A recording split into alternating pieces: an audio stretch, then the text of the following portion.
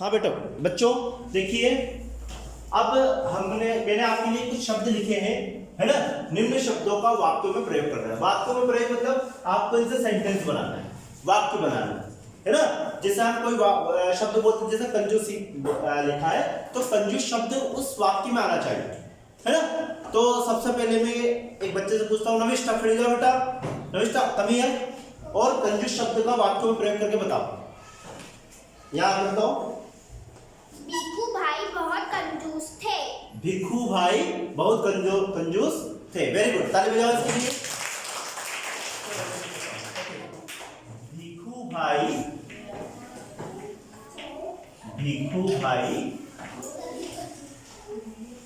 बहुत कंजूस थे। कंजूस किसे बोलते पता है? लालची, है ना। मक्खी चूस हम बोलते हैं ना, मक्खी चूस कंजूस। अच्छा मक्खी चूस की कहानी पता है आप लोगों को? कैसे? एक व्यक्ति था, है ना, वो बहुत कंजूस था। जब उसने चाय पी ना, वो चाय पी रहा था, उसकी चाय में अचानक क्या गिर गई? मक्खी गिर गई। ग्लास में उसकी या कप में, उसकी कप में क्या गिर गई? मक्खी गिर गई। अब उसने सोचा कि यार ये मक्खी गिर गई तो मक्खी में भी चाय, मक्खी ने चाय चूस ली होगा, या मक्खी में चाय चिपक गई है ना। तो क्यों ना मैं इस मक्खी की चाय भी जो इसके शरीर में लगी हुई उस चाय को पी जाऊं। तो उसने क्या किया? मक्खी को मुंह में लिया उस ग्लास में और उसको चूस लिया, है ना, और फिर बाहर कर दिया उस मक्खी को। उसमें जो चाय लिपटी हुई थी उसको भी चूस लिया उसने, इसलिए बोलते हैं मक्खी चूस। ऐसा समझ में आप लोग, है ना। मक्खी चूस उस व्यक्ति को बोलते हैं जो बिल्कुल भी हर चीज पर कंजूसी करता है, पैसे बचाता है, छोटे छोटे पैसे बचाता है। पैसे बचाने की आदत सब में होना चाहिए, ऐसा नहीं कि आपको फालतू खर्च करना चाहिए, लेकिन जहां ज्यादा आवश्यकता हो वहां तो खर्च करना चाहिए। लेकिन भिखू भाई सोचो, वो नारियल के पेड़ में चढ़ गए, वहां से धड़ाम आके नीचे गिर गए, इतनी समस्या हो गई उनको, है ना।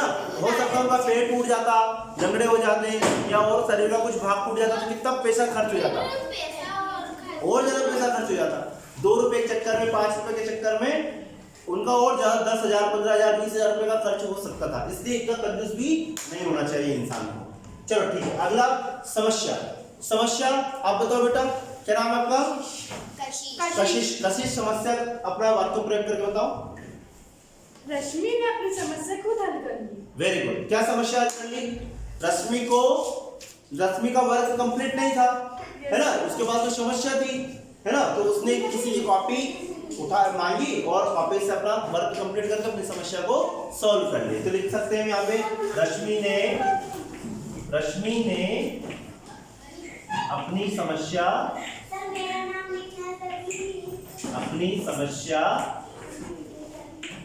खुद हल कर ली, है ना, खुद हल कर ली,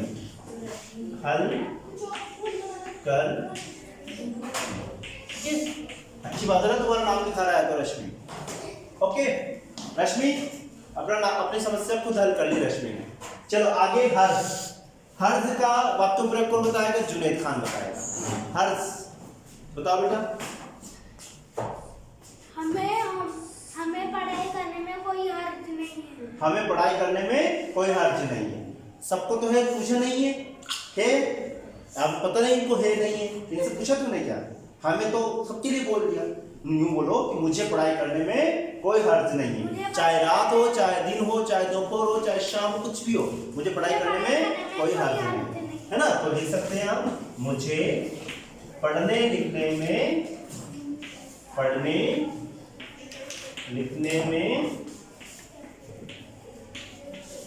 कोई हर्ज नहीं है, कोई हर्ज नहीं,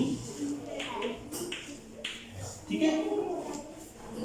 या फिर इधर लिख लो इसको, कोई हर्ज नहीं है, कोई हर्ज नहीं।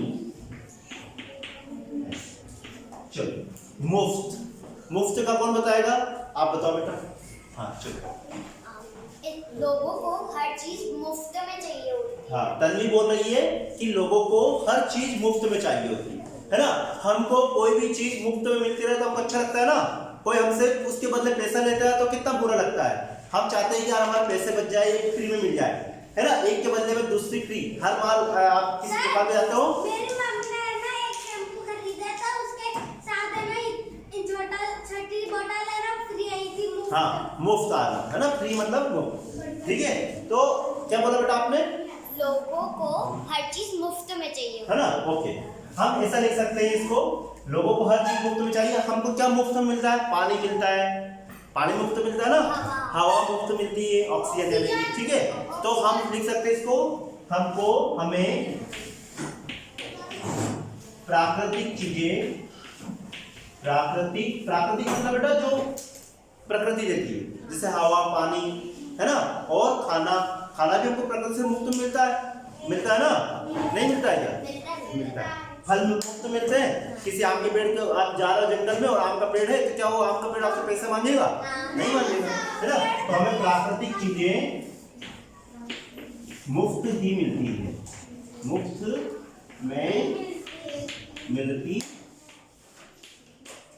है। ठीक है, ये पूरा वीडियो में आ रहा है बेटा, यहाँ तक दिखाई दे रहा है? ओके। अब देखो कोलाहल का कौन बताएगा? सूफियान। आ जाओ बेटा, सूफियान आप बताओ कोलाहल का वाक्यों में प्रयोग करके।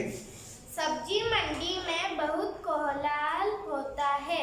अच्छा, आप सब्जी मंडी जाते हो, ये सब्जी मंडी जाता होगा, इसलिए कोलाहल सुनाई देता है। कैसा कोलाहल कैसा होता है बेटा? हाँ वो इधर उधर की आवाजें, आप समझ में कुछ नहीं आता क्या किसकी आवाज आ रही है ना, कौन बोल रहा है। अगर आपकी क्लास में सब बच्चे बोलेंगे सर में, आप अलग अलग अपना वाक्य बताने लगो, अपने एक मिनट, अपने वाक्य आप अलग अलग बताने लगो, तो मुझे किसी की आवाज सुनाई नहीं देगी और ना आपको सुनाई देगी कि कौन क्या बोल रहा है। उसको क्या बोलते हैं? कोलाहल। कोलाहल मतलब विस्तृत आवाज। ठीक है, हाँ। तो कोलाहल का क्या बताया आपने? सब्जी मंडी में होता है। ओके, सब्जी, हाँ बच्चों, हाट बाजार में बहुत कोलाहल। हाँ वही सब्जी मंडी या हाट बाजार पाती थी, सब्जी मंडी में, है ना, सब्जी मंडी या हाट में भी लिख सकते हो आप, सब्जी मंडी या हाट में बहुत, या सब्जी मंडी हाट में हा हू का कोलाहल सुनाई देता है ना, कोलाहल होता है। ठीक है, या बहुत कोलाहल होता है, बात एक ही है ना। तो ये कुछ वाक्यों में प्रयोग किए, ऐसे ही कुछ और शब्द आपको आ सकते हैं बेटा वाक्यों में प्रयोग करने के लिए, तो आप उनको आसानी से वाक्य बना सकते हैं। आपकी दैनिक दिनचर्या से रिलेटेड या कुछ भी आप बनाओ, है ना, लेकिन उसका अर्थ निकलना चाहिए उस वाक्य में, वाक्य सही से पढ़ने में आना चाहिए, है ना, बोलने में आना चाहिए। तो ये कुछ आपके लिए मैंने शब्द दिए थे, है ना, जिनको आपने वाक्यों में प्रयोग आपसे ही करवाया मैंने। आप ऐसे ही और भी शब्द आ सकते हैं और आप और भी शब्द बना सकते हो, कुछ भी शब्द ले लो और उसका वाक्यों में प्रयोग करो। ठीक है, इससे आपकी लिखने की हैबिट बढ़ेगी, लिखने की क्षमता बढ़ेगी, सही वाक्य लिखोगे आप और वाक्य बनाना सीखोगे। ठीक है, ओके। देखिए बेटा, अगला क्वेश्चन है, उचित शब्दों के द्वारा वाक्य पूरे करना है। ये वाक्य है, इनमें कुछ शब्द ऐसे लिख देंगे जिससे पूरा हो जाए। उचित शब्द मतलब सही शब्द आपको लिखना है पाठ के आधार पर, है ना। ऐसे तो आप कुछ भी लिख सकते हो, इसमें कुछ भी मतलब घर में तो एक भी रुपया नहीं था, कुछ भी नहीं था, ऐसा कुछ भी शब्द लिख दोगे तो वाक्य बन जाएगा। लेकिन हमको पाठ के आधार पर बनाना है, जो आपने पाठ पढ़ा है उसके आधार पर इनको वाक्य को पूरा करना है। तो मैं जिससे पूछूं वही बच्चा बताएगा। सबसे पहले बेटा आप बताओ, खड़ी जाओ, नाम बताओ अपना। जयश्री बताएगी। घर में तो एक भी नहीं था, कम हियर, बताओ क्या आएगा आंसर। घर में तो एक भी नारियल नहीं है। नारियल लिख के बताओ, नारियल कैसे लिखते हैं? यहाँ लिखो, यहाँ पर लिखो, नारियल लिखो, नारियल। आपने नारियल ये तो लिख दोगे, लेकिन छोटी की मात्रा आती है। चलो बैठ जाओ। घर में तो एक भी नारियल नहीं था, है ना। भिक्खू बाई के घर में एक भी नारियल नहीं था, इसलिए वो कहाँ गए थे? मार्केट में, बाजार में नारियल लेने के लिए गए थे। ठीक है, मैं लोग अपने अपने कामों में लगे थे। हाँ आ जाओ, आप बताओ। सौम्य बताएगा। बाजार में लोग अपने अपने कामों में लगे थे। वेरी गुड, बाजार लिख सकते हो क्या आप? लिख के बताओ, बाजार।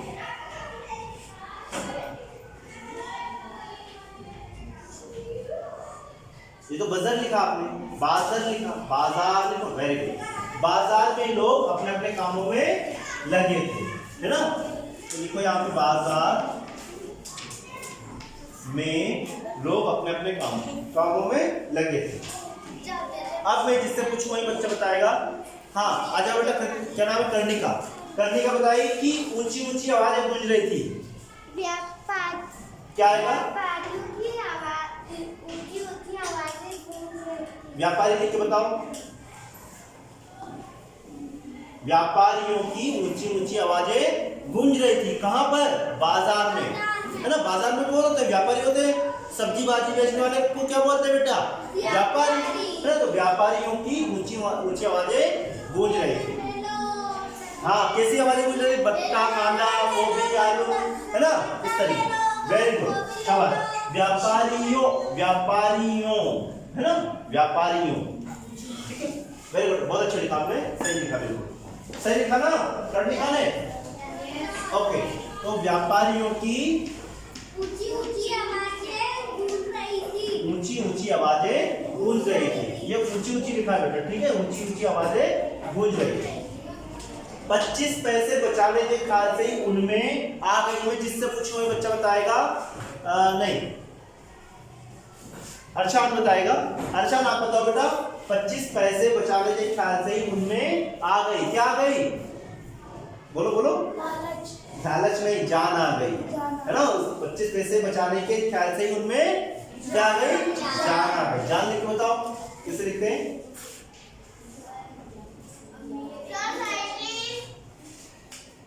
वेरी गुड, जान आ गई, है ना। 25 पैसे बचाने के लालच में क्या आ गई? उनमें जान आ गई। जान में जान आ गई, ठीक है। इसलिए वो कहाँ चढ़े गए थे?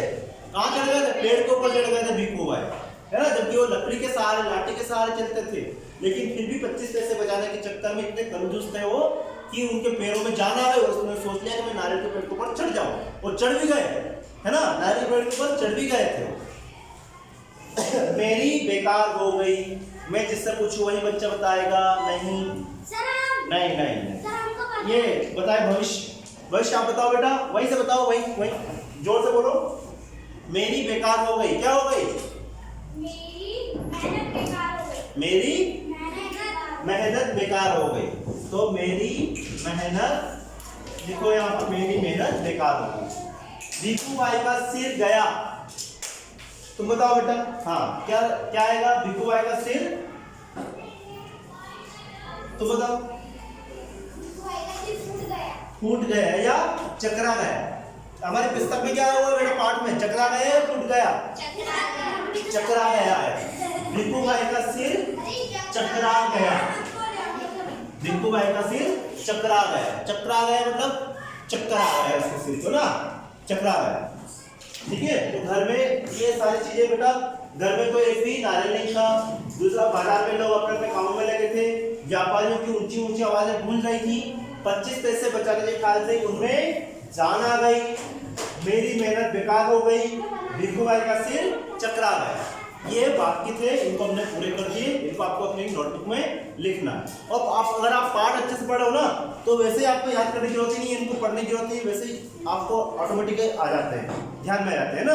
जैसे बात क्या है अधूरा बात, तो आप उसको कंप्लीट कर सकते हैं, जैसा अभी आपने किया, ठीक है। तो आपको किताब को 2-4 बार पढ़ोगे, इस पाठ को पढ़ोगे, तो इन शब्दों को आपको समझने की क्षमता बढ़ जाएगी, ठीक है। ओके।